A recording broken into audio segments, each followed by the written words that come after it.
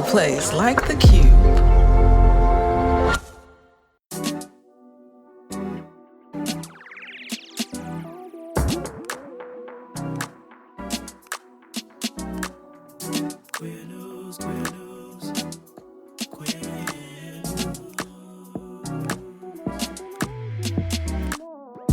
Family, it's your favorite queer radio personality, Anna DeShawn, and this is Queer News, your favorite weekly news pod where race and sexuality meet politics, culture, and entertainment. They're fighting for their own personhood. They're fighting for their own voice. They're fighting to live their own particular journey in a way that maybe nobody else might choose to live it, but feels right for them.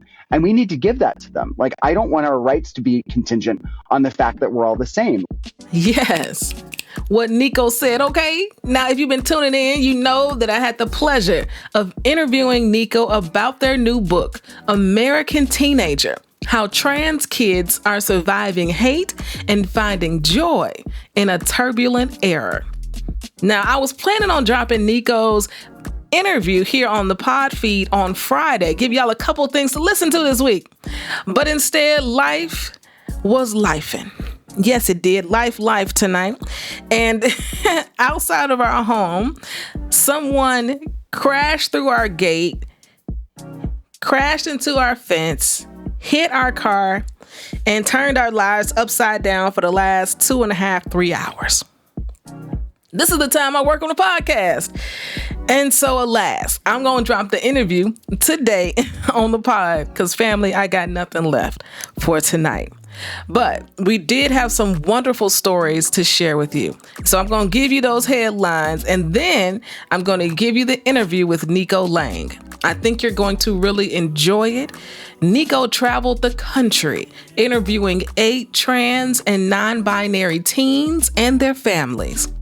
These families are coming from different parts of the country, different ethnicities, different religions, and all different perspectives on their identity and how their humanity is being demonized today in legislatures across the country, through social media, everywhere. It's a wonderful take, and I got to talk to Nico all about it. Now, before we get into the interview, I am going to give y'all some headlines, some quick headlines, because Chile, I ain't got much left. But I think it's worth sharing here, and I'm going to figure out a way to share these in a more in-depth way, because you deserve to know about these stories because they affect us and they matter to us. And that's why we do the pod.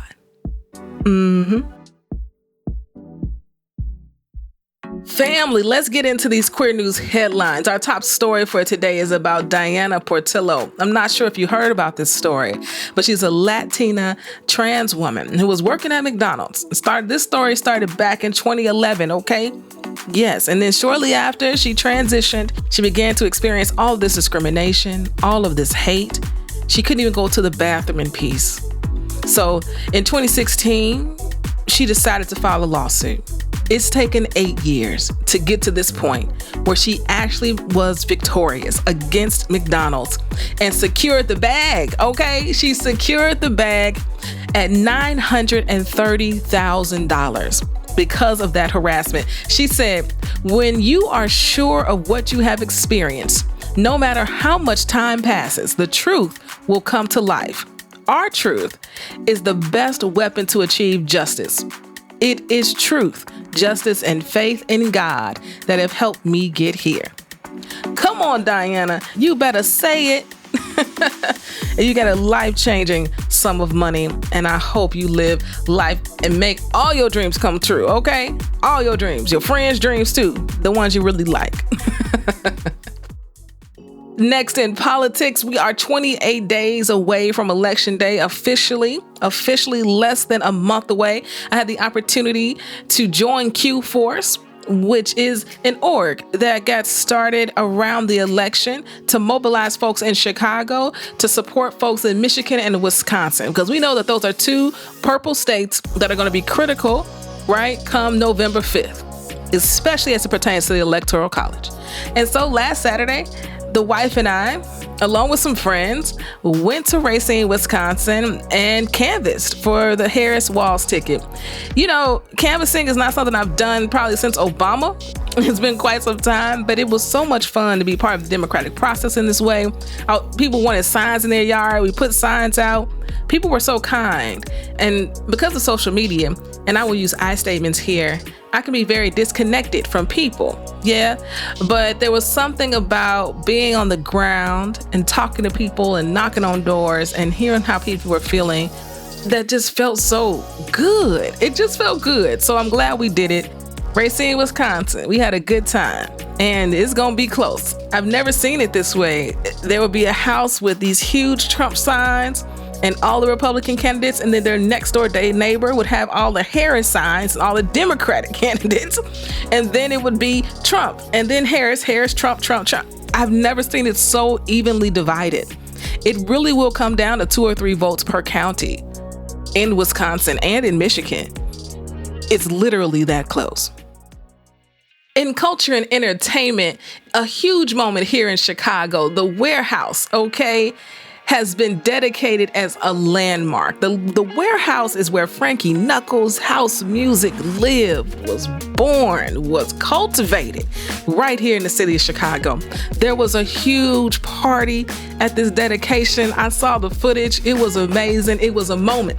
And so often we hear about Frankie Knuckles, we forget that he was queer. He was family out here, running house music, doing the thing. Lord Branch, one of the legends of house music, Chicago DJ, also family, said this building and the memories it holds was an important and consequential part of queer Chicago history. I feel so lucky to have experienced the Warehouse as a queer teenager. I feel deeply honored to perform for its dedication today. Yo, it looked like a party. I was in Racine, Wisconsin, canvassing, so we didn't make it back in time, but I saw the party. And if Beyonce is the first time you ever heard that Chicago was the home of house music, Chile. If you was in Chicago this weekend, you saw it in real life, okay? It was pretty dope. And our last culture and entertainment headline for today, I wanted to give you an update about Boosie, right? We talked about him last week because he made comments when he was being interviewed by Carisha at Revolt World about his lesbian daughter and how he really didn't want her around to contaminate the kids, his other children. And then his lesbian daughter went on the internet and did a 12-minute long video about how much that hurt, right? And since then, Boosie came out and has apologized. And I wanted to give that update because so often it's very easy for us to do the first report that we feel is the worst report. But I think it's also important for us to acknowledge when there is an apology, when there is an update. And he did. He issued a public apology on Instagram. He said, "I said some things and I didn't know that it'll hurt you. Your daddy truly sorry, and I hope you can forgive me." He captioned the post by saying, "Live in your truth and just know that you always my baby no matter what, 100. Accept my public apology," with 2 praying emojis. Daddy could have said it in a better way. Praying hand emoji. You my baby and will always be that. Hashtag daddy baby. Hope we can talk, with a broken heart emoji. And I think that if you say something publicly that hurts somebody and that's harmful, then you should be able to do a public apology in the same way. And he did. He did. And in her video, she also talked about how he didn't support her art, didn't support her rapping, never shared her work. And then he also followed that apology up by actually sharing one of her videos of her rapping. And let's be clear, she got bars. She got bars, okay? And so he did that. So I just wanted to provide that context. I am not a Boosie fan, okay? He is about as homophobic as they come. And this was something that was worth telling and sharing, because sometimes what we want from our parents is to be reminded that we are loved. No matter what your personal beliefs may be, do you still love me? I hope he got that message. All right, that's all for our queer news headlines for today. Like I said, I'm going to figure out a way to get more in-depth stories across to you this week. because these are important stories and they are deserving of amplification, okay? And so we're going to jump into the interview now. I really hope that you all enjoy Nico Lang and learning about this book. And before we get into that, we're going to take a quick break. Yes, because we're going to pay some bills, as they like to say on the radio. And when we get back, I hope y'all really, really enjoy the interview with Nico and decide to pre-order the book, okay? Because what? We are all we got. Till next week, family. Peace. Family, have you been thinking about starting a podcast? Or do you have a project that needs an editor, but you can't find one? I got somebody for you. Hemlock Creek Productions. Hemlock is an award-winning post-production studio. They do podcasts, they do video games, they do films, they do all the things. And they are Black-owned, they are queer-owned, and they are really good. So I want you to go visit hemlockcreekprod.com. That's hemlockcreekprod.com. Hit contact and get a consultation today, okay? And tell them Queer News sent you. Welcome to Joy in the Breakthrough, a podcast where we'll be talking to a wide range of leaders from different generations and backgrounds. Leaders who have found power in being broken open. I'm Connie Lindsay. And I'm Anna Valencia. We are your hosts, and we believe that our challenges can lead to breakthroughs, and we want to share these insights with you. We hope these stories will inspire you to find the I'm possible in you. Listen to Joy in the Breakthrough on Thursdays and follow them on social media at Joy ITB Pod. Listen inside the queue or wherever you get your podcasts. If you're listening to this, it means we didn't sell this ad space. If you're listening to this, it means running ads on our podcast can actually work. You see what I did there? Do you need some promo? A little amplification? Hit us up at info@e3radio.fm. That's info@e3radio.fm. We have a platform. You should use it. If you're a trans kid, you get to decide what your future is. You get to decide how you identify, how much you identify with your transness, and who you get to be in the world. I don't want our rights to be contingent on the fact that we're all the same. Like, I want to be able to make different choices than you and still have the ability to make those choices. Like, it's our differences that make us beautiful, and it's our similarities that make us beautiful too. Family, it's your favorite queer radio personality, Anna DeShawn, here with another exclusive interview for the Queer News Podcast. If you've been listening to the podcast, as I know you have, right? You heard me tell the story about Nico Lang's new book, American Teenager, How Trans Kids Are Surviving Hate and Finding Joy in a Turbulent Era. Okay, you heard me talk about it, but now I get to talk directly to the author, Nico Lang. Welcome, Nico, to the show. Yeah, thank you. It's so good to be here. You are so professional, I have to say, the way you were able to just rattle the name off like right off the top of your head. Come on. I'm like, you are good at this. Thank you. I try to be good at this.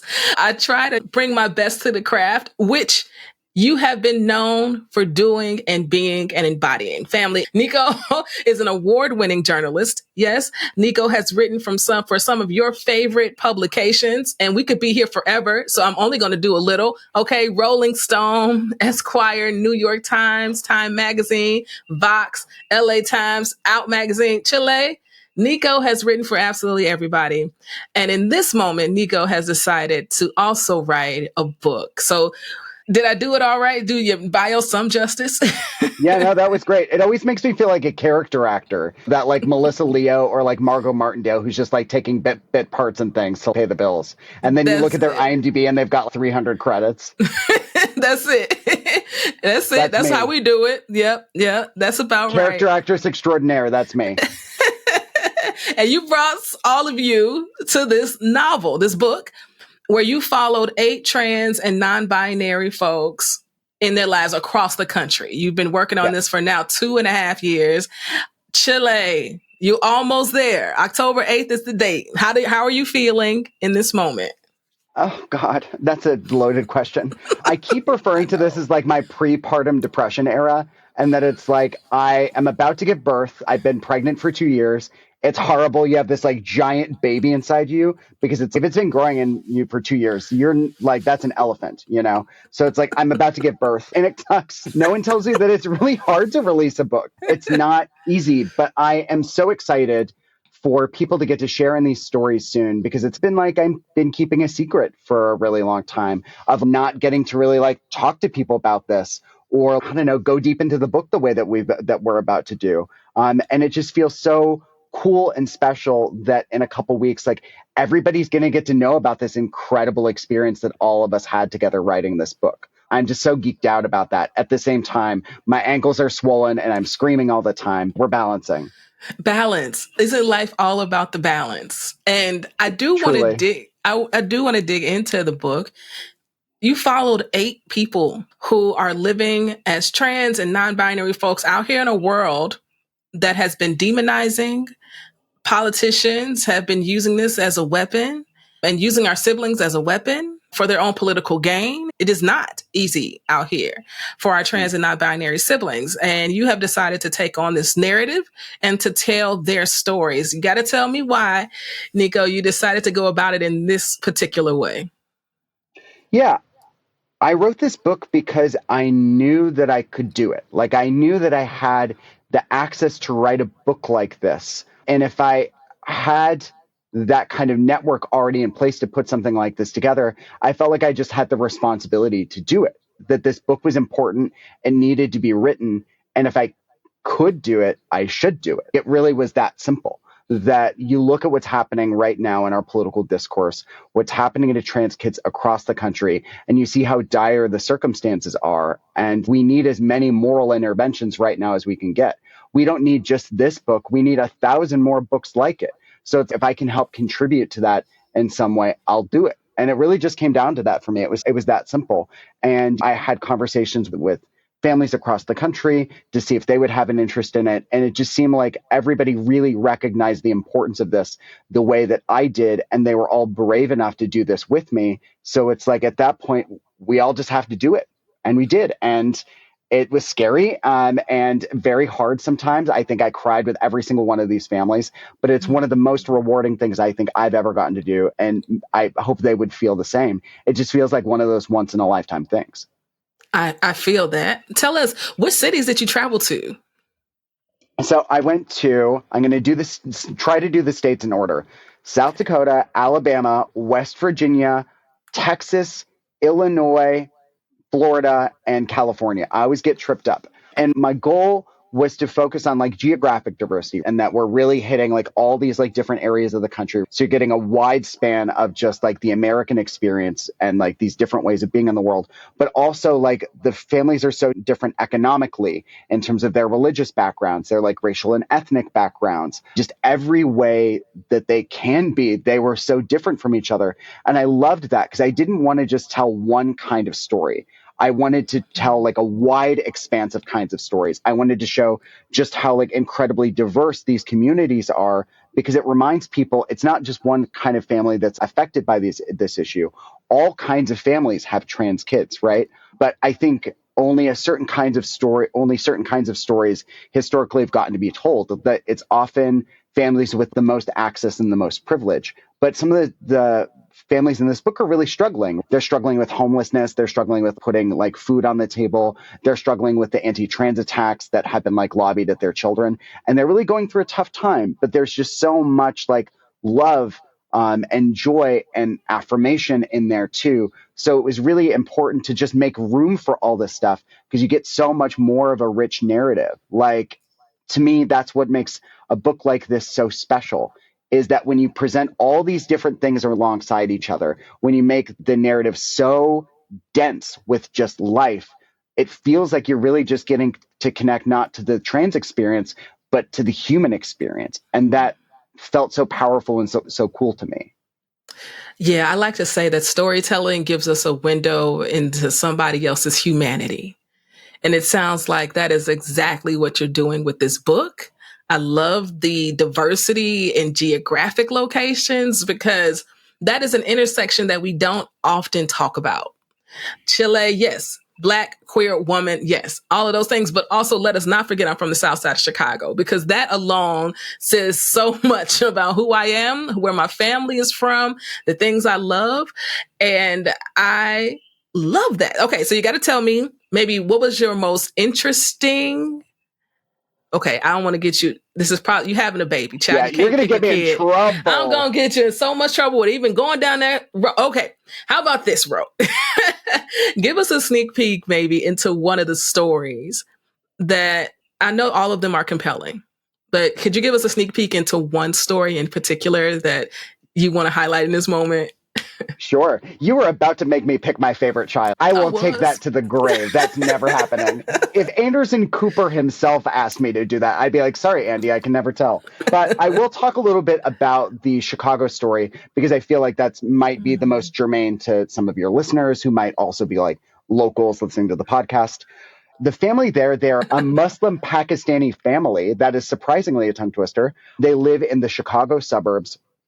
And the kid there, Clint, he was so interesting to get to write about because we had this kid who didn't really identify with his transness at all. He often says that his goal in life isn't to be seen as a trans boy, it's to be a boy. And he doesn't think about being trans very often, if at all, because he insists that if he were to do that, like that's really bound up with gender dysphoria for him. And he doesn't want to think about being trans because he'll think about his gender dysphoria and then he'll be dysphoric. So he, throughout his daily life, tries very diligently to never ever think about being trans. Here you've got this reporter who's suddenly, let's talk about you being trans. So I was surprised in a sense that he did that. But I think his goal in being part of the book was to tell kids that you can lead any kind of life you want. If you're a trans kid, you get to decide what your future is. You get to decide how you identify, how much you identify with your transness, and who you get to be in the world.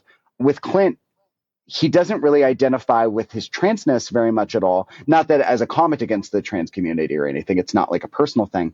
But what he does identify very much with this is his Muslimness. Like he still is like a practicing devout Muslim who does Ramadan, who like listens to prayers with his dad every day. Like they'll listen to prayers when they like drive, like on the radio. He reads the Quran and he does all those things that one would expect like a devout Muslim boy to do. He just happens to be trans. And he's also never felt like that's a conflict of interest in any way. That I think there are a lot of queer religious people who maybe have some strife on the subject, who are really fighting for like space for themselves in their own religion. But I think for Clint, he doesn't really feel like he's had to do that. He's been relatively accepted by like his like local religious community, by his family. Like his grandparents initially had a little bit of a hard time, but they've come a long way. His parents, from pretty much the minute he came out, have accepted him exactly who he is. And that story, his story, was just so complex. And it was a story I'd never really heard before. With this book, I really wanted to do that. I wanted to give readers stories that would maybe challenge their way of thinking or deepen their understanding of the trans community, or just give them a story they'd never heard before. Like I felt like I was craving a story like Clint's. And if I wanted that so badly, I imagine that readers really wanted that too. So it just felt like such a pleasure and a privilege to be able to give them that. I want this book right now. I want to know more about Clint, because in that story, what I'm hearing are all of these myths and assumptions that people may make about trans folks just being debunked one story after the next, right? And especially when we talk about religion and religion being wrapped up into so many of our lives.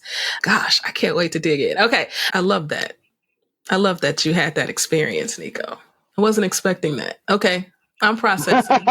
No, you're allowed to process. While you process, why don't I tell you a little bit more about Clint's mom too? Because I think that's another sort of interesting wrinkle that you don't often get to hear about. Because what I loved with these chapters is that they always bristled against whatever you thought it was going to be. That my worst thing with a book is that if I can figure out where it's going, I immediately lose interest. I will stop reading like that page, right? Even like great books that I know everybody I loved, I stopped when I figured out where it was going. I just quit 2/3 of the way in because I'm like, I know what's going to happen. So with this book, I always wanted it to keep surprising you, and I wanted their lives to keep surprising you. I wanted it to never be what you expected it would be. And with Clint, what I loved about his story is that there's often this narrative about Muslims and about Islam that like they just don't accept queer people. And if you're a queer Muslim, you should leave your religion because it's just this people that like that hate you and want you to die. And there's all this stuff like bound up in that, like Orientalism, racism, just these millennia long tropes. Right? But in his case, his grandparents have a harder time with the fact that his mother is like a free-spirited woman than they do with the fact that he's trans, because his mom is just like this really cool person who's carved out a space for herself in Islam to be like a very like, again, a free-spirited woman who just lives her own path. Like she's decided who she's married. She's decided the way that her life would go in ways that her parents didn't really want for her. They wanted to tell her what to do and for her to say, okay, thank you. But that's just not her. She was going to be the one who made the decision about who she was going to be.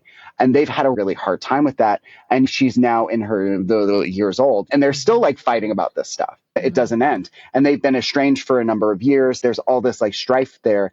And that was such a complex story to get to tell for me because it was about intergenerational trauma, but it had nothing really to do with Clint being trans. It had to do with the fact that families are going to be families. They're going to fight about stuff like pretty much no matter what. Like with my family, I love the fact that they're, for the most part, all liberals. So we don't really have to fight about queer stuff. They've been pretty cool. Like in the stuff that they're like not like great on, it's not because they're like bigoted. They just aren't great at language or things like that. They don't always use the right words for things, but they get it, right? And they're trying, and that feels important to me.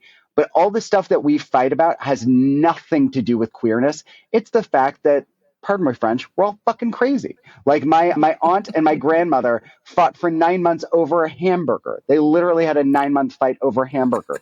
So we will fight about anything else other than being queer. And I love that for us. And I love that for Clint's family too. It felt like if that's my story and that's Clint's story, then that's going to be other people's stories too. So it felt just really valuable to add that to the discourse. Obviously, I hope that they get to a point where Clint's mom is able to be embraced and accepted by her parents as like the woman that she is and the woman that she wants to be. But like in the meantime, it can be really humanizing, not only like for Clint's mom to know that there are other people out there who have those kinds of similar experiences to her or might have similar family dynamics. But if you have that kind of family dynamic too, now you know that you're not alone. There are families out there like yours.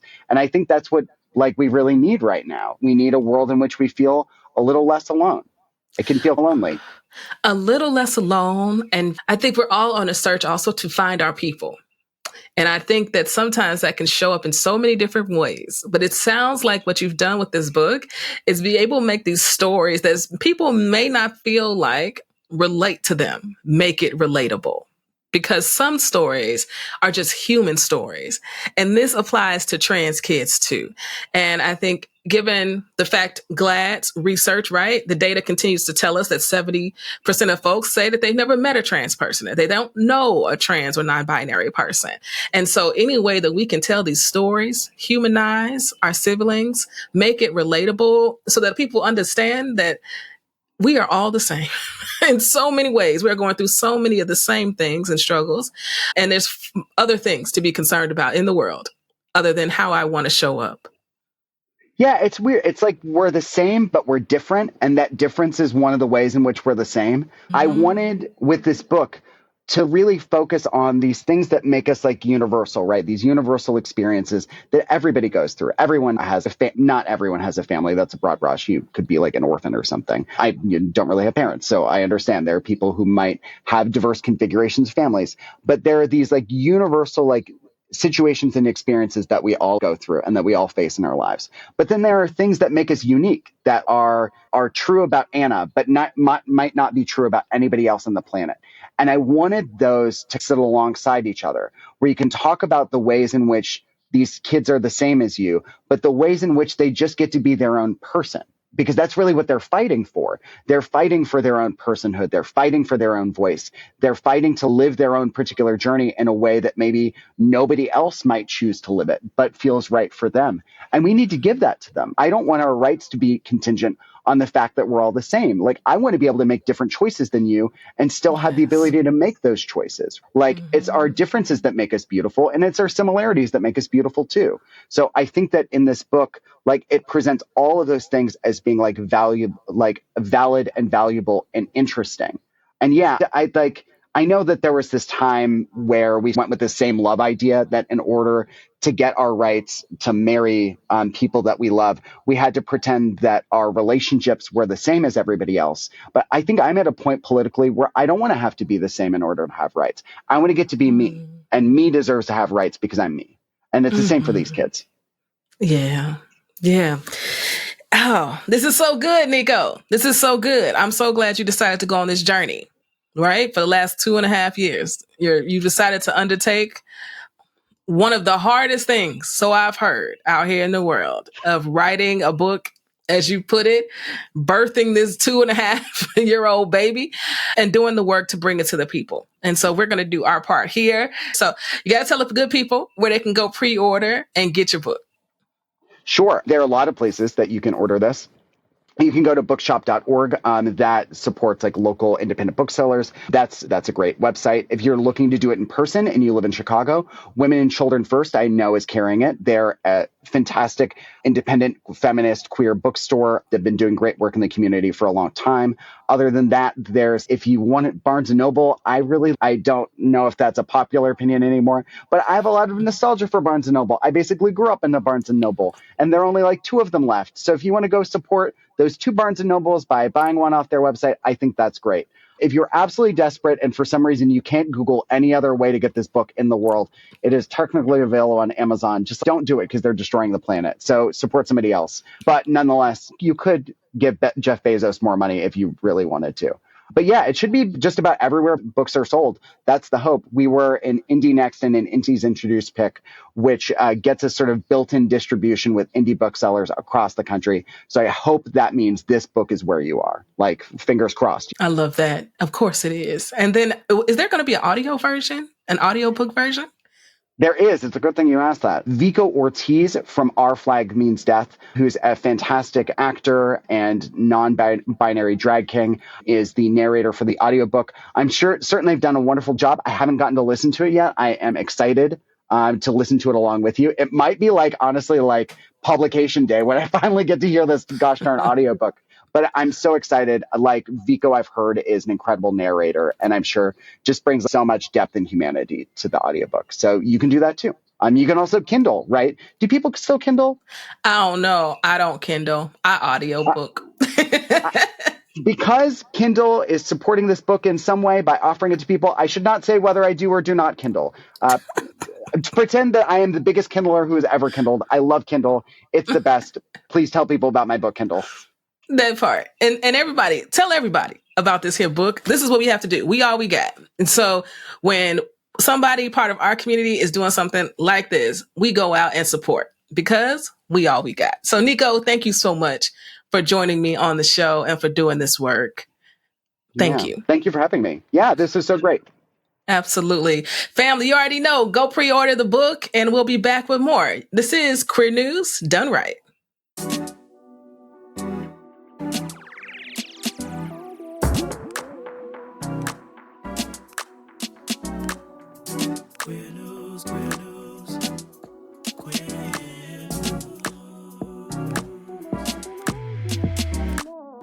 If you've enjoyed what you heard, rate and review us inside your favorite podcasting app. This podcast is written and produced by me, Anna DeShawn. Podcast editing by Ryan Woodhall. And brought to you by E3 Radio and distributed on The Cube. We are Queer News Done Right.